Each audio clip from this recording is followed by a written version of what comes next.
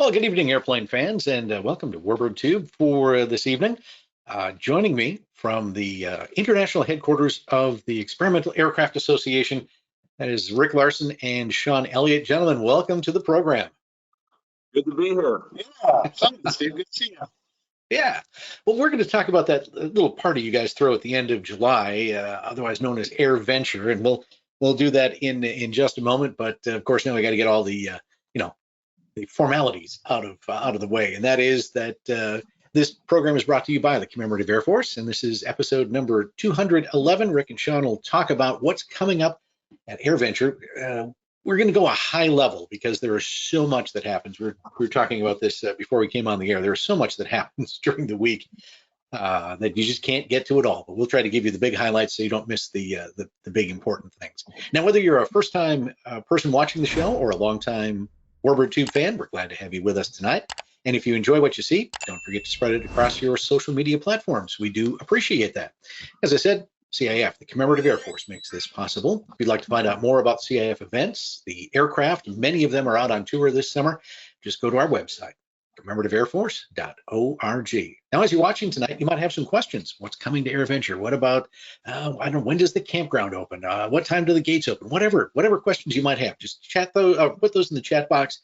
We'll answer them either during the presentation or before we sign off tonight. So with that, Rick, Sean, let's dive into our AirVenture update for 2025. Thanks, Steve. Yeah, I can't believe it's another year. I mean, it just flies by, it seems like. And, as always, our planning for this starts, probably starts right about now for next year, Exactly. But, certainly by the time we get to early August, we've got a group huddled around the table. We actually do those initial planning meetings in Paul's old office, which is really kind of cool. Look forward to it every year, and we throw a lot of ideas up on a lot of whiteboards and that, and ultimately try to narrow that down to what do we think would stick, and we go from there. So we'll start with kind of the major themes, and really this is a product of what came out of the meetings in Paul's office. Rick, we really should make sure everyone understands we're 33 days away. We are 33 days away. Clock, 33 days. We are, and we're feeling it in a good way for the most part. But if you look at what we talked about back in August and where we are, 80th anniversary of the end of World War II. One of the things that we'll talk about here in a minute, we'll go through each of these, but we're going to put a little bit more of a focus on new technology, and that transition between World War II and Korea, especially with the advent of jets and really the changeover that occurred. 75th anniversary of the start of the Korean War. Good year. It's their 100th anniversary of operating airships, and they want to celebrate it here. So, that was one of those, and we had a lot of ideas around that one. We'll talk about that in a minute as well. National Guard, every year for the last several years, we've featured a major command of the Air Force. This year, we're putting a focus on the National Guard. It's one of those entities that maybe is not completely understood in terms of how they're structured, the opportunities that exist, careers, and to the degree that we can help the Guard recruit. We want to do that. We'll put a focus on innovations. Probably not spelled that way, but regardless, it'll be on innovations. It's an innovative spelling. Yeah. Public benefit flying. It's an area that we want to put a good amount of focus on this year. We've got a lot of cool stuff lined up around that. This year, from a space standpoint, we'll have NASA here talking about Artemis. Pioneers of Flight, you'll see a feature down in the vintage area that really puts the focus on the very early days of flight. This is pre-World War I, and some cool stuff going on there. And then we'll talk here in a minute about MOSAIC, the new rulemaking that is coming our way ultimately, and something that we've been involved in all from start to hopefully will be finished here. And we want to use AirVenture as a way to go really focus on that. So, when you look at, the major themes, when it comes to the 80th anniversary, the end of World War II, obviously we always have a large Warbird contingent.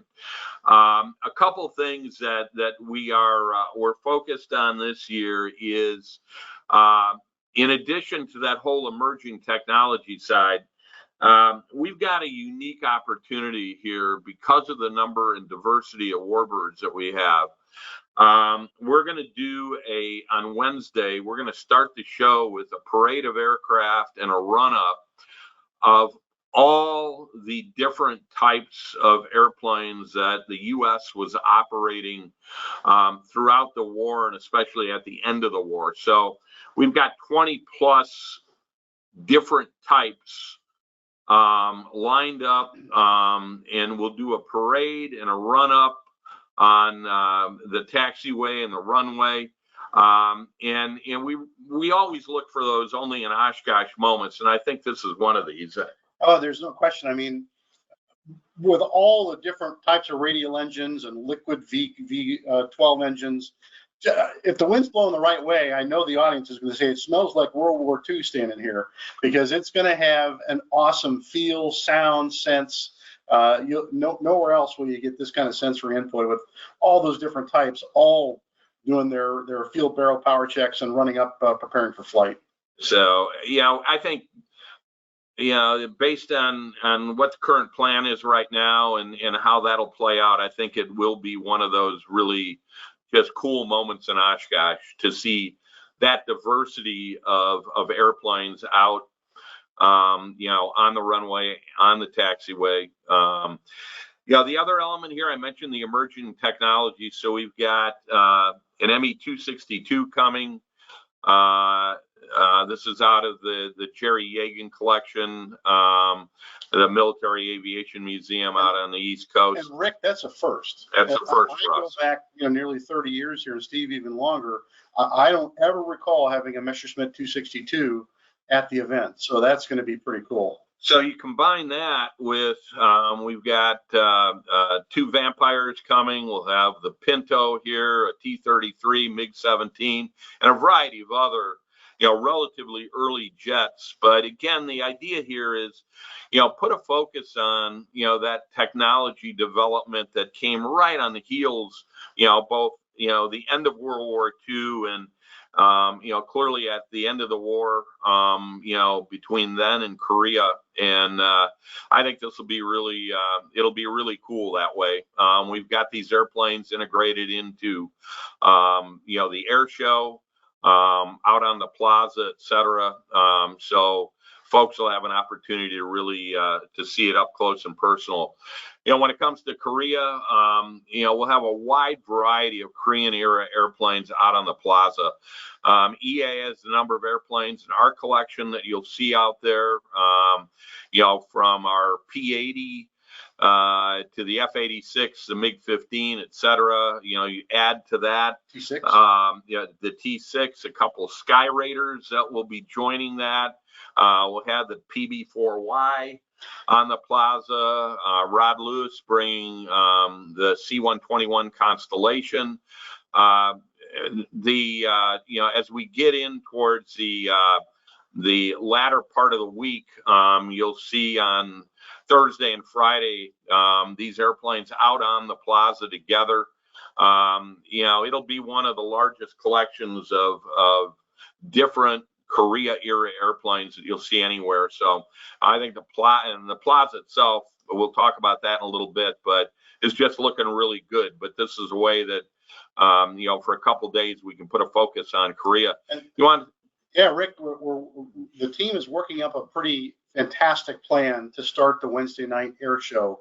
And that is featuring not only both, you know, the two sole remaining B-29s that are still airworthy, Fifi and Doc, flying as a formation of two.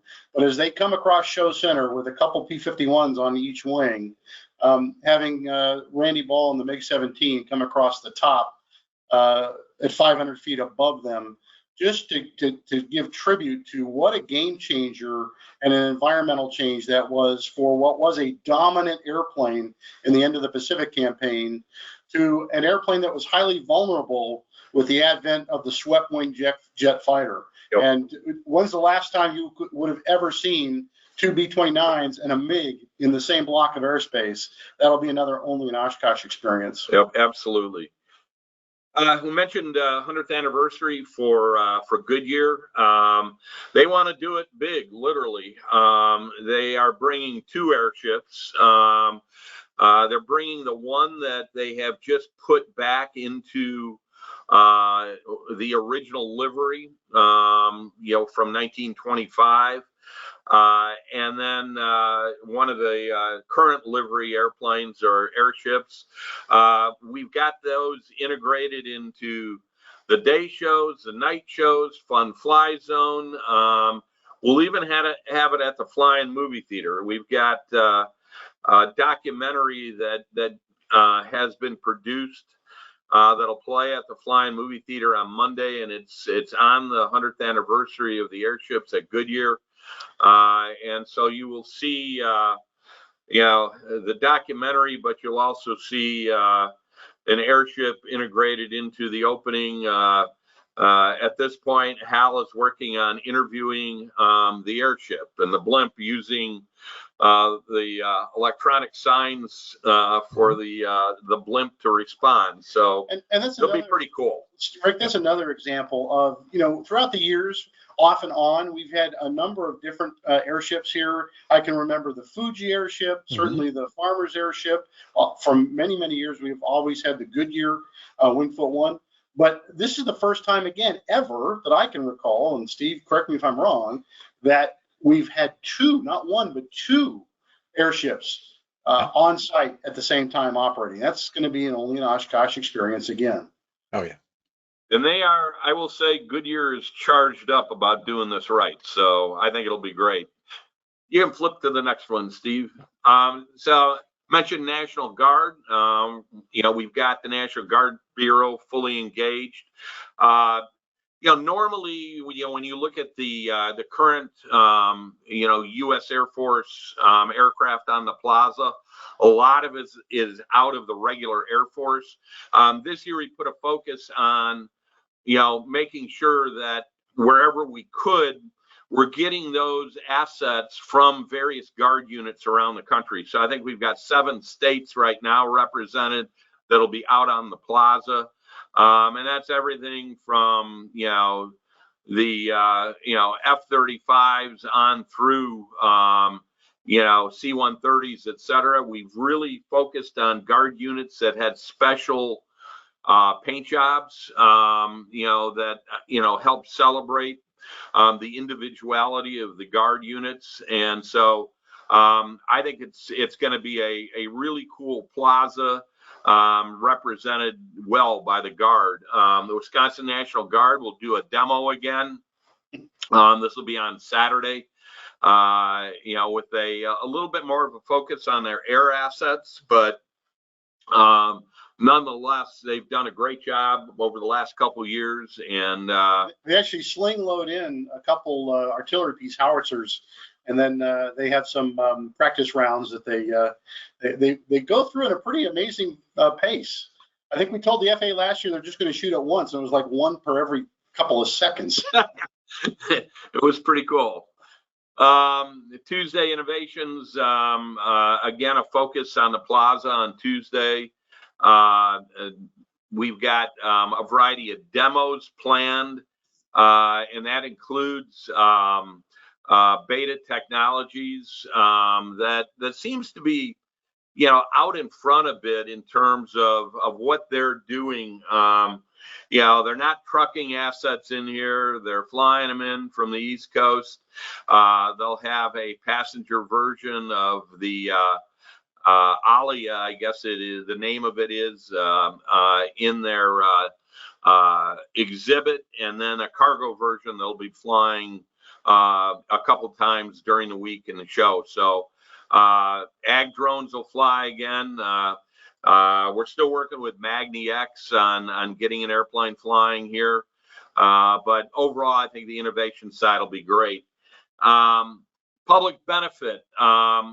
We're going to anchor this with Samaritan's Purse bringing the DC-8 back. Our real focus here is how do we increase general aviation pilot participation in public benefit flying? And we are doing that, working with Air Care Alliance, Operation Hilo. There'll be a place to for general aviation pilots to go right adjacent to the plaza to learn more about local opportunities, what's available. And you know, I think overall it's going to be an opportunity for us, and we've always got that opportunity at AirVenture, just given the size where we've got a pretty big podium.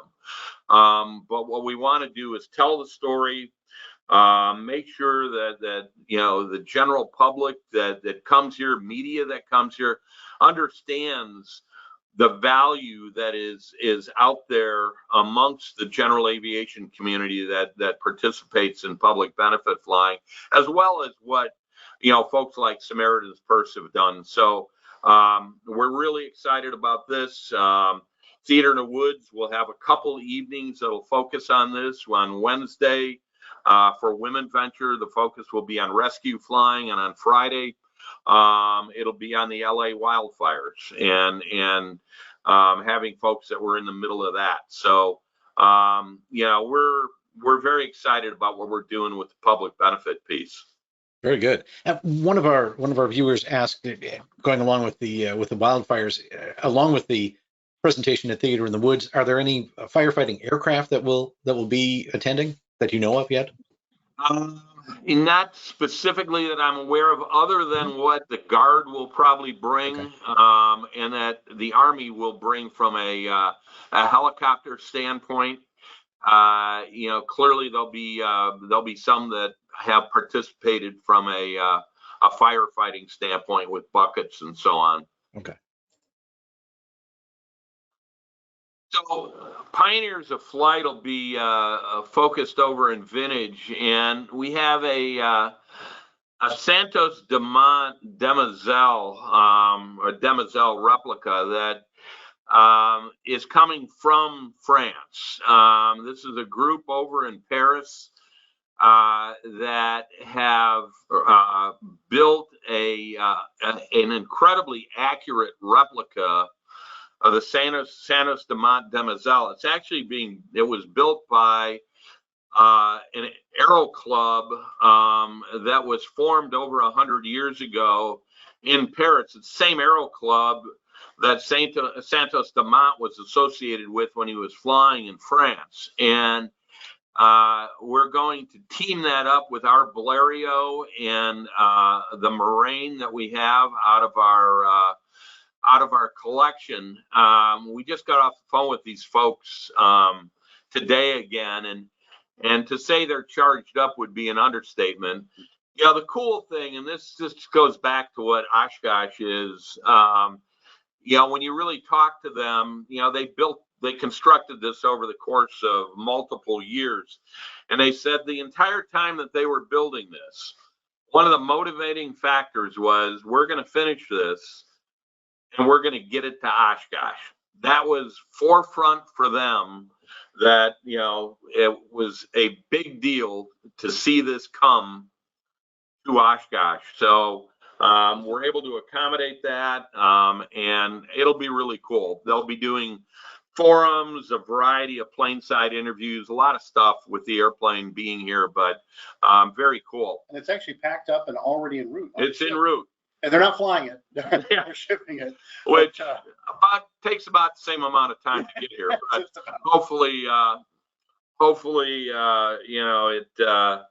we get it here on time, and it'll be a really cool deal for the event. Let's talk about MOSAIC. Yeah, you bet. So MOSAIC is a rulemaking package that EAA has been right in the middle of, started it back in 2013 and shepherded it all along the process to the point of now we have a final rule package coming together that we are anticipating that final rule coming out of FAA very shortly. And perhaps at AirVenture, perhaps not. We don't know for sure.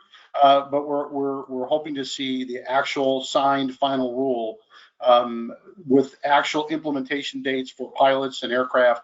And it's a game changer. I mean, if you haven't really been paying attention to what it is, it's modernization of special airworthiness certificates is what MOSAIC stands for. But it really is sport pilot and light sport aircraft 2.0. We are going to have a redefined light sport aircraft definition so that certificated pilots from sport pilot on up can fly using privileges of a sport pilot in Cessna 172s, Piper Cherokees.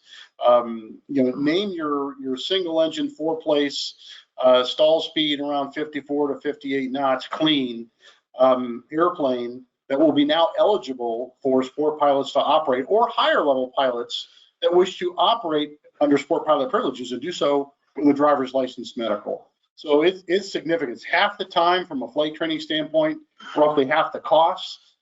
It's going to do an awful lot to reinvigorate general aviation and bring flight training in a much more affordable way to the people that have always been dreaming about it, but have never taken that leap and started it. We've always talked about, from an EAA standpoint, it's about affordability and accessibility when it comes to getting people involved and engaged. Yep. And when you look at what this ultimately will do, which, we've estimated somewhere in the neighborhood of 70% of the single engine piston fleet in this country becomes sport pilot eligible.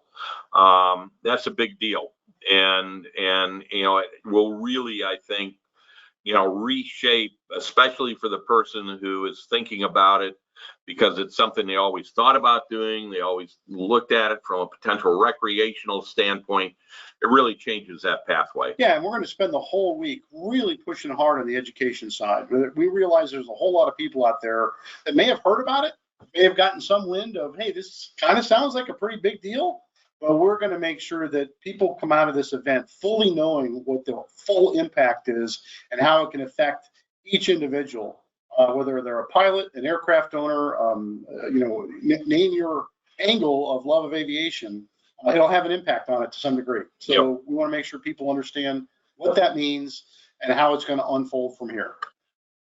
So the last of the what we call kind of the major themes, and we want to continue to put a focus on space. NASA will be here at Theater in the Woods. They're supporting an evening to focus on Artemis 2 and 3, bringing crew members, the flight director, engineers, to really help folks understand where we are, where we're headed, and hopefully, drive some, just flat out awareness and excitement and enthusiasm, into the program. So, we're looking forward to Theater in the Woods and having NASA, play a big part that evening.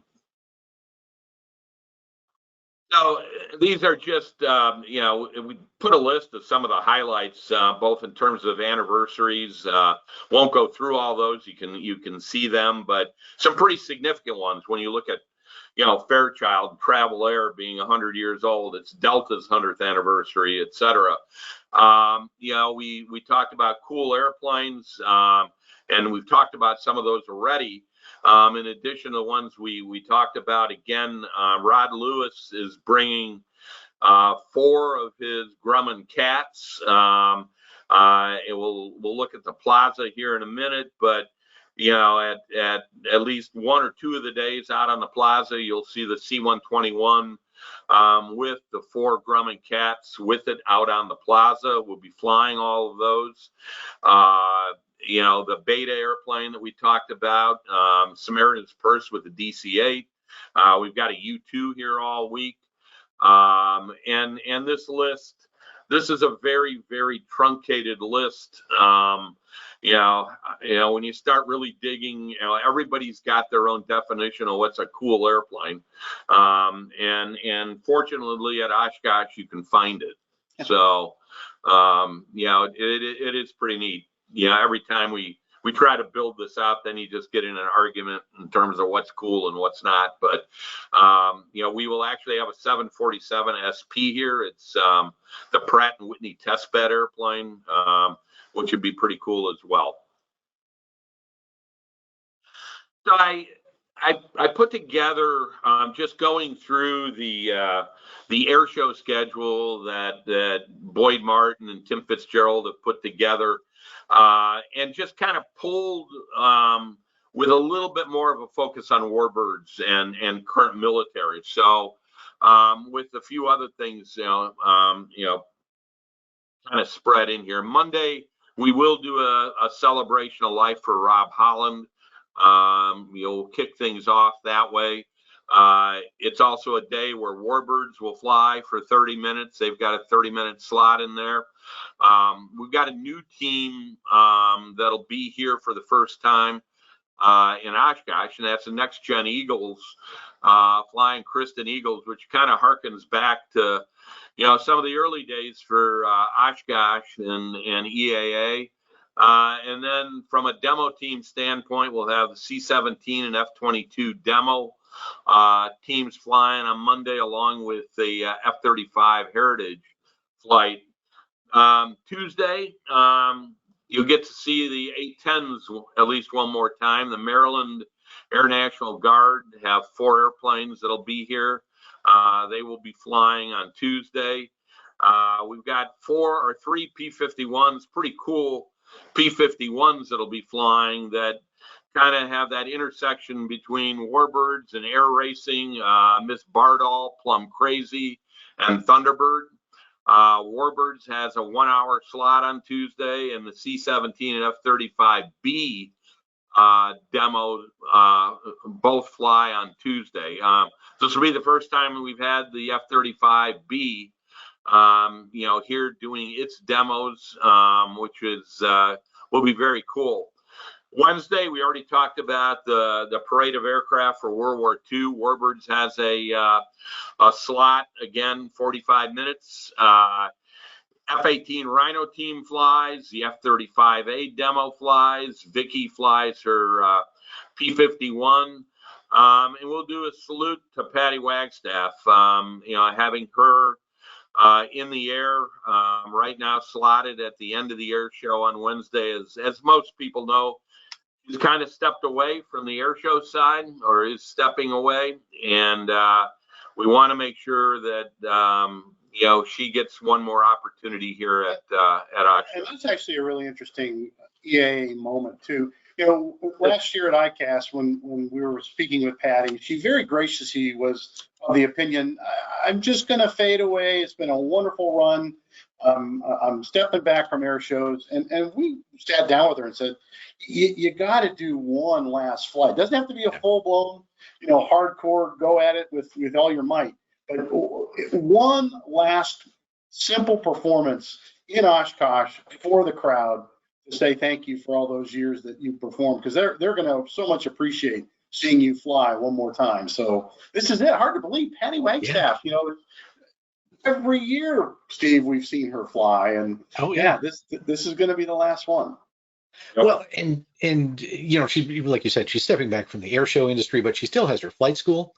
She'll continue inspiring and training new aviators. And I understand she's also going to come back as a volunteer, which she is.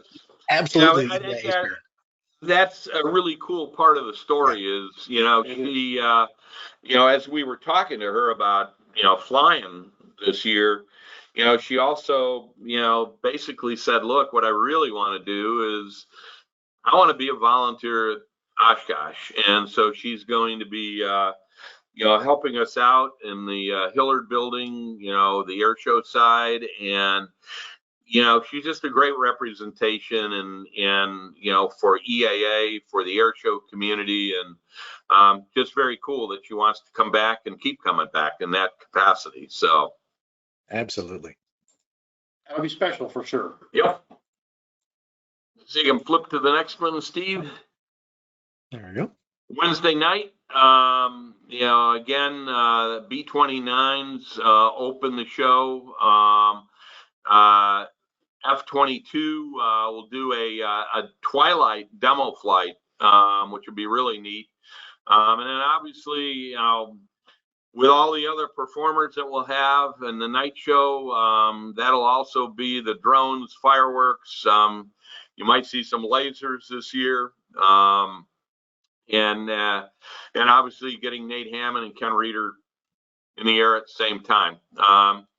And you might see something else in the night show for the first time. So something really big. It's very big. There's 2 of them here this year. So Thursday, Warbirds has a 45-minute slot again. The A-10s fly.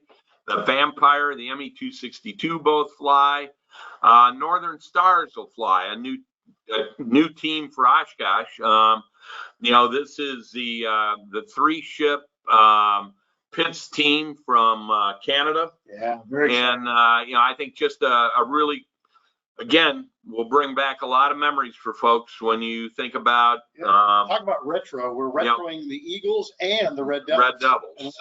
So. Bernie flies P-47, and then we'll have the KC-46 and the F-35B demo on Thursday. Friday, another 45-minute slot for Warbirds. You'll see the Cat flight. These are the Lewis Cats. Wisconsin National Guard does their capability demo. The F-22 does a demo. Scott Yoke flies the P-51 along with Vicki Benzing, and then we'll have a heritage flight with the F-22 and F-35 and a P-51. Saturday, Warbirds again for 45 minutes, KC-46 and F-35 demos, Bernie flying the P-47, and the Cat flight goes again. Saturday night, we'll have the ME-262 in the air, Randy Ball flying the MiG-17, F-22 and the F-35, and then again, just drones, fireworks. Nate, Ken, should be great. And then Sunday, when we always work hard to put on a really good air show on Sunday. It's a day that you see lower overall attendance, just because it is that final day. But when you go look at what we have in the air show on Sunday, and this is just a little slice, but these are, the Warbirds and current military. It's absolutely cool. I mean, you got the heritage flight, you got Vicki with the P-51, the Vampire flies, the F-18 Rhino team flies, KC-46 and F-35B demos, the class of 45 flies with the Corsair and the P-51, and then Bernie and Warren Peach will be in the air with the P-47 and P-51. Just some really cool stuff on the final day of the air show. So, we talked about Boeing Plaza. This is just a look at how we sort of look at this. And this is not everything, obviously, on the plaza. But we have anchors that are kind of there all week, which is the KC-135 from the Wisconsin National Guard. The B-29s will trade places on the plaza, but basically there'll always be a B-29 on the plaza. The U-2, a DC-8, the Connie, and a KC-46. Then you lay next to that, what's here for partial weeks for either a day or a handful of days. Delta's celebrate their 100th anniversary is bringing in an A350 in their 100th anniversary livery. That'll be here on Tuesday. Alaska will be here with a 737. The Pratt 747 will be here early in the week. C-17 later in the week. It'll essentially trade places with the 747. C-130 early in the week. The PB-4Y will be back half along with the C-54 that'll be here. And then we've got a C-2A early in the week. You know, and I've kind of laid here some of the National Guard airplanes that are going to be here, but again, you can see that the various states that are being represented. And again, from Wisconsin to Alaska to Massachusetts to Minnesota, Arkansas, et cetera. So just, you know, I think this year with the plaza, and again, it's a ton of work for our folks that work the plaza. You know, it seems easy enough on a piece of paper to look at, well, why don't we do this on Monday and this on Tuesday and this on Wednesday? But we're moving around a lot of stuff to make that happen. But what you're going to see is, I think, a really cool plaza every day. It evolves every day a little bit. And it just, I think this will be one of the, when you look at pictures this year, especially the overheads we do at the plaza, I think you'll see some really, really cool stuff. And one of the things we're going to supplement with all the different themes that we're focused on this year, and innovations at the end of World War II being a major one, as we've already described, subtle little details that are going to make the difference. For example, you guys are, your members, Steve, are working really hard to make sure that we've got Fifi here. And for the first half of the week, while Fifi's out on the plaza on display, arguably an incredible innovation in its own right at the end of World War II, we're also pulling out our atomic bomb Fat Man from our museum collection, which, believe it or not, that's not a dummy. That's a real casing that was manufactured in the same exact line that the actual atomic weapon was manufactured. So it's big, it's real, it's correct, and we're going to have it out on the back of a truck, a World War II deuce and a half, out by the B-29 to really represent all the innovative elements that were going on between the development of that airplane, which was the most expensive project in the entirety of World War II, and the development of the atomic weapon as well. You can flip to the next one. Theater in the Woods. This is what we've got lined up. Kicks off on Sunday with Evening at Champions. Monday is World War II 80th. This is Chris Henry doing that one, and those are always special evenings. Tuesday will be NASA. Wednesday is Women Venture, the Rescue Me focus. Thursday, we're going to put a focus on MASH, both the reality of MASH as well as the show itself. Friday is the LA firefighting, and Saturday is the National Guard. The Warbirds in Review schedule, I won't go through this, and this is out on the website, but just at a high level, you know, if you look at the airplanes that are being featured, Monday's the B-25 and Bird Dogs.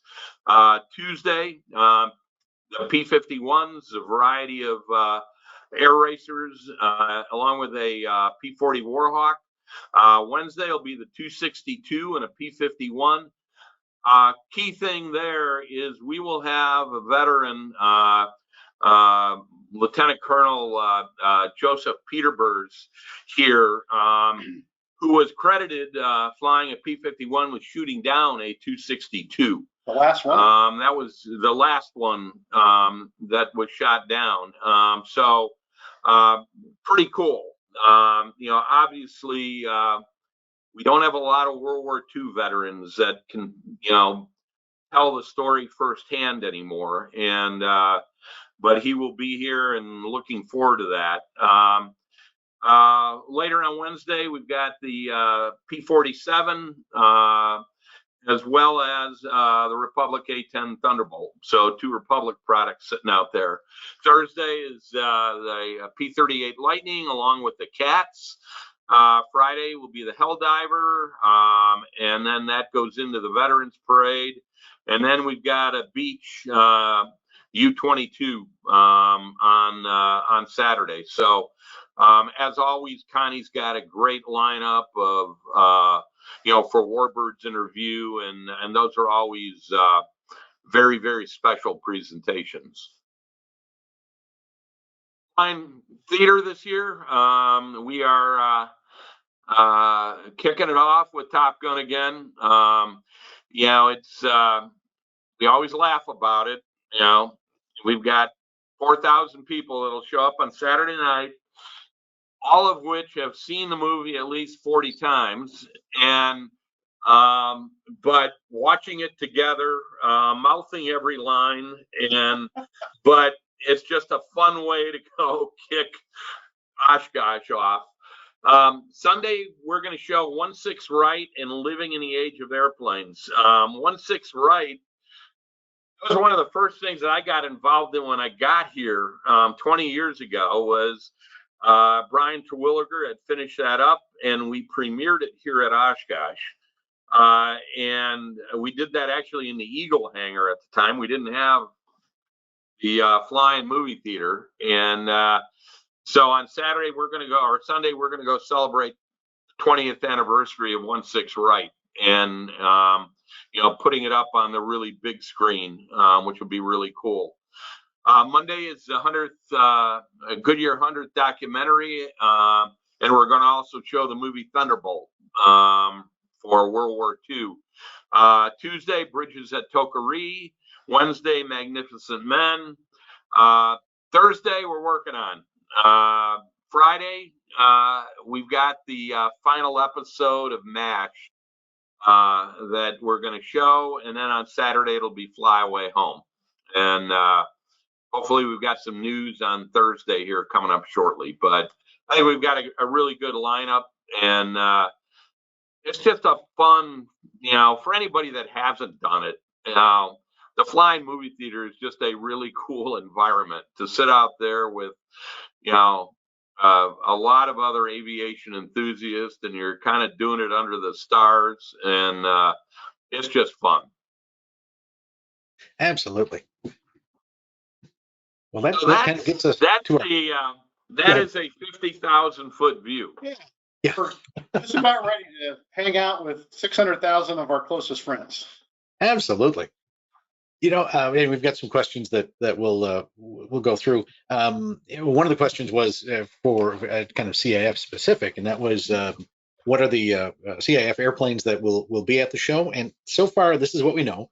We're planning on Fifi, right? Yep. The engines are going on today. They're hoping to run the engines up either Friday or Saturday, so things are looking good there. The Corsair and the P-51 Red Nose from Air Base Georgia will be their P-51 gunfighter. Obviously, it wouldn't be Oshkosh if Devil Dog wasn't there.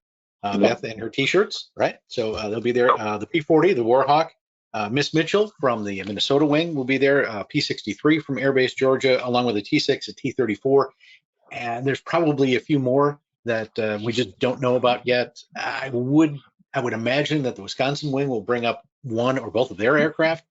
So there quite a few CAF aircraft will be there, and there's also a member gathering, I believe, on Friday night. And if I'm wrong, someone will correct me. But go to the website and you can find out more about that.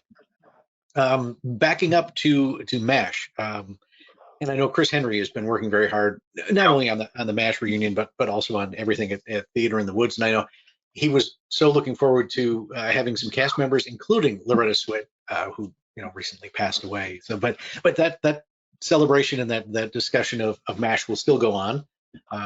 And looking forward to that. It will. I will say we were all very heartbroken about Loretta Swit.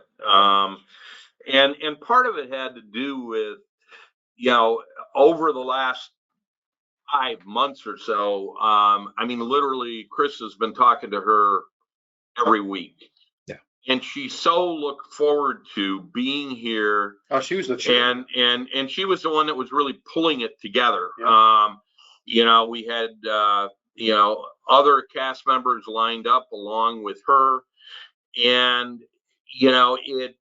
with her passing, the others have kind of went, we just don't you know, we don't feel like, you know, we can carry on that way. You know, but it's too bad because, you know, she was very excited. And the cool part about that whole thing was, you know, she and many of the other cast members had become very strong advocates for veterans, for Korean veterans in particular, and just simply telling the story. And it meant a lot to them. And they had all acknowledged that, you know, those that had said, hey, you know, I think we'll be there, that this would probably be the last time that they would get together. And unfortunately, that's not going to be the case. We haven't even had it lined up, Steve, to have the cast members flown in the Bell 47s in the Theater in the Woods. So, it just, you know, a lot of work went into that, and unfortunately, you know, it won't play out necessarily the way we planned. You know, Crystal has the actual Bell 47 pilot that flew the Bell in the series. You know, he'll be here and with a lot of storytelling. So it'll be a really cool evening. And then I think, you know, having the final episode of Flying Movie Theater will be really neat.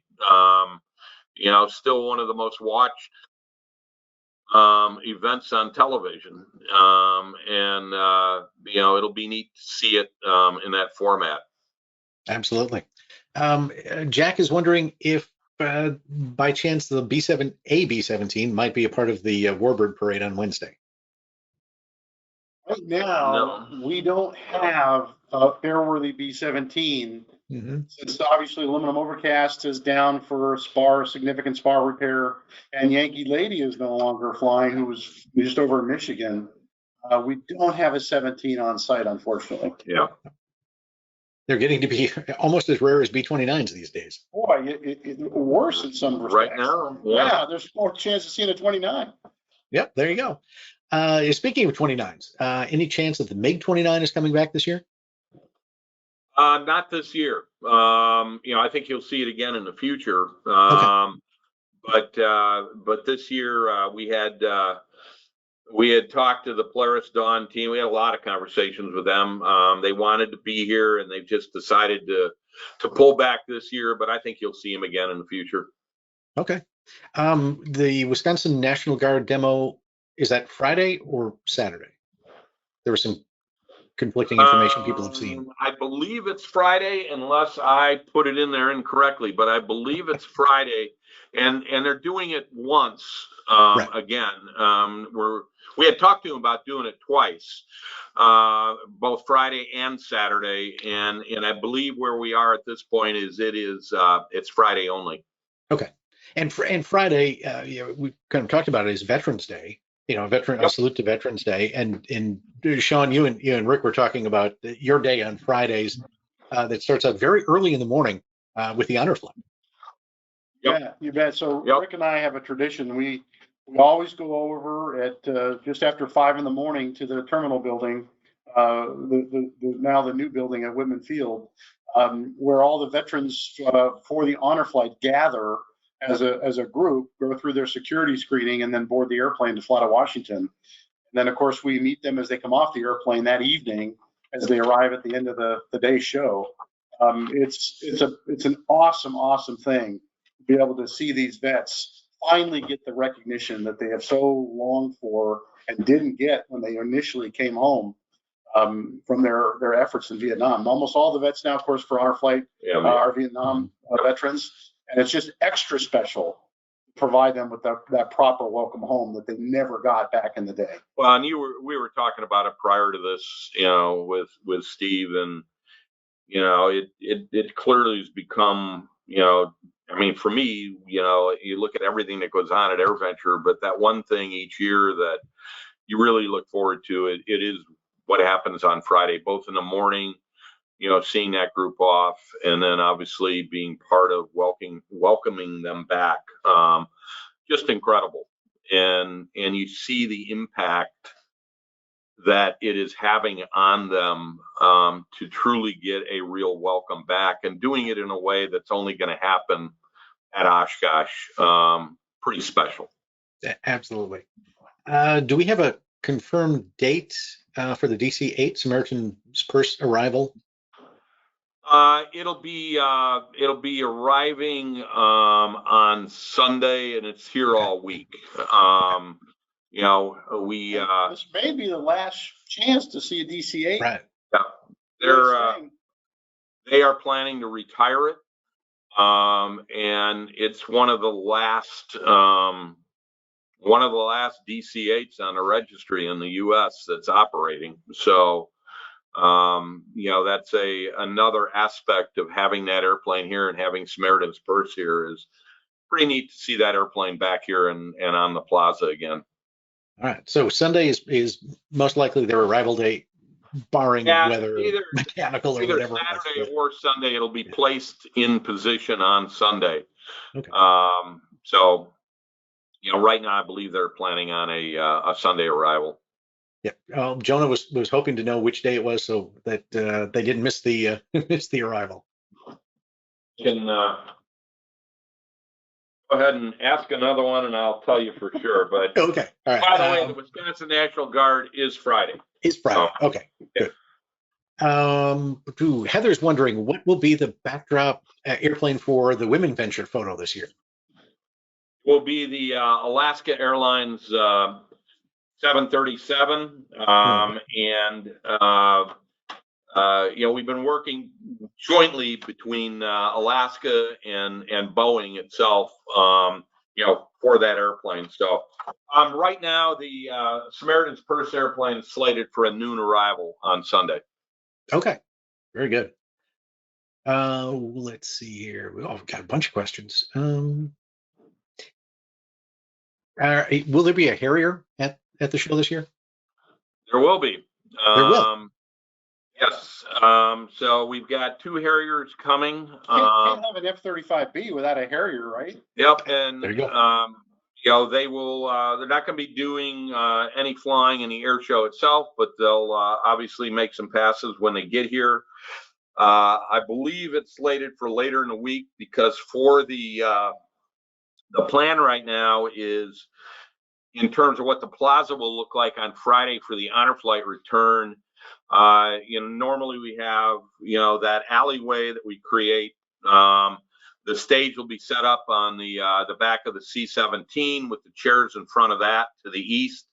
But as they come off the airplane and you know, enter Boeing Plaza, on each side we'll have a Harrier on one side and we'll have an F-35B on the other side that they'll walk between. That would be pretty cool. So, which will be cool. We wanted to get both those airplanes together, you know, for part of the week on the plaza. So that'll be pretty cool. All right. Any chance that Top Gun Maverick will be the Thursday movie? Cassidy's wondering. No. Okay. I can rule that out. But it will be something good, right? Of course. It will be something good. Good. Whether it's one we're trying to get or not, it'll be something good. Excellent. Talked about the C-17 coming. C-5 this year on the menu? No C-5 this year. Okay. All right. The 128th Air Refueling Wing, the tanker that sits on the plaza all week. Do you know if it's going to be in the new paint scheme? That's what we're hoping for. Okay. We got an update today from them, you know, showing us the progress they were making in painting the tail. Yep. So that's what we expect. Good. I can't imagine that they wouldn't, if it's ready, I can't imagine they'd keep it home. No. I mean, that's what they're going after. So I expect it to be here. A couple of questions about the Lewis Cat flight. The F-8F was not on the list, and the F-3F was not on the list. Any chance either of those two will join? Well, you'll have so the cat flight will be a Wildcat, a Hellcat, the Bearcat, and the Tiger Cat. Yeah, so there's your F-8. There's your We don't have any F-3s coming, but we do have a pretty large gaggle of F-4Fs coming in addition to the Lewis airplane. So that's what we're hearing. Yeah, you might see a pretty substantial gaggle of Grumman FRFs. Wildcats, yeah. FM2s, F4Fs, whatever you want to call them. That's what's going to be here. So excellent. The 747 SP from Pratt & Whitney, when is that arriving? That'll be here early in the week. I'm not sure the actual arrival. It'll be here. I believe it's a Sunday arrival because it winds up getting. It'll be put in the position facing Celebration Way at the west end of the plaza, and then back half of the week it gets replaced by the C-17. Okay. Good. And the A350, is that a special paint scheme for Delta? It is. It's their 100th anniversary livery, so that'll be pretty cool. Yeah, definitely. Well, gentlemen, any final thoughts before we wrap up tonight? Yeah, I mean, we started by saying, it's hard to imagine, we're here again and, another year. But, I think, we look at this as, a very special week, not just for EAA. It's obviously very, it's amazing for the organization, but it's really what it means to aviation overall. And at the end of the day, it's all about the people that show up. It's a family reunion, as we all know. And, that's what we look forward to. And that's what makes it special. The CAF members are very passionate about all forms of aviation, and particularly the Warbirds, and that's obviously very meaningful to us at EAA as well. So it's great to have this family gathering once a year like this, where we all come together and celebrate it. Well, you hit the nail on the head. A family gathering. Paul Poberesny, EAA's founder, was often quoted as saying, "It's the airplanes that bring us together, but it's the people that keep us coming back," and that is so true.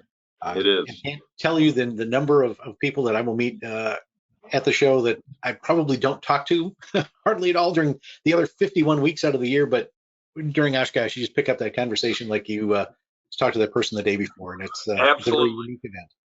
No, and it is what makes it special, Steve. Yeah. All right. Well, Sean, Rick, go get some sleep because you're only now pretty close to 32 days before opening day, right? 8 a.m. tomorrow, it'll click to 32 on the counter. There you go. Well, thank you for joining us, and thank you to the audience for joining us tonight. Thanks for your questions, and we'd like to hear your thoughts on tonight's episode, or if you have ideas for any future topics you'd like us to cover, just drop us a note at media@cafhq.org. And if you like tonight's show, please share it across your social media platforms. And remember, if you are a YouTube subscriber, click that bell icon and you'll get notifications when our new episodes are posted. Until next time, I'm Steve Buss, wishing you blue skies and tailwinds. Have a great night.